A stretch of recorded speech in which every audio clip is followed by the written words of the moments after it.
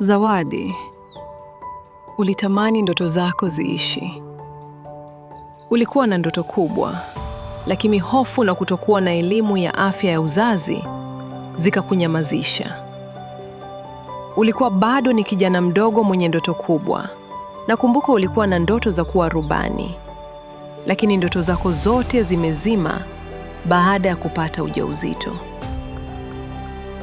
Zawadi, umepotea, lakini sauti yako bado ipo kupitia sisi.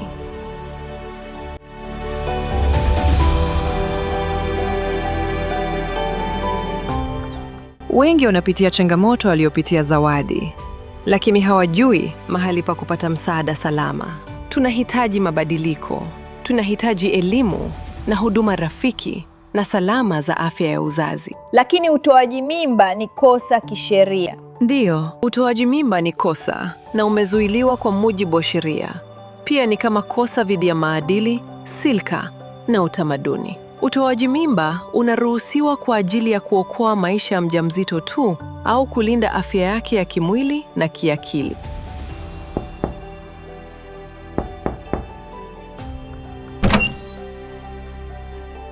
Karibu mwanangu.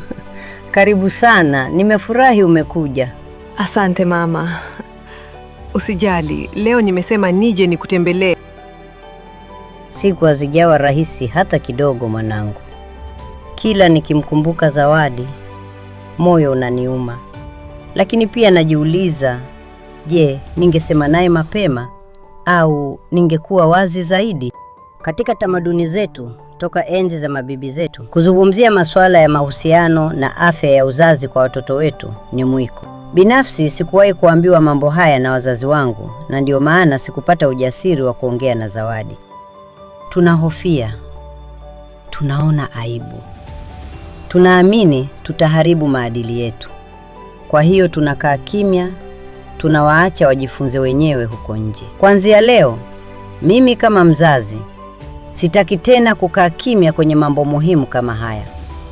Nitakuwa mstari wa mbele kuwaelekeza wazazi wenzangu tuwe wawazi. Tukae na watoto wetu, tuwasikilize, tuwaelekeze. Si kwa kuwahukumu, bali kwa kuwalinda.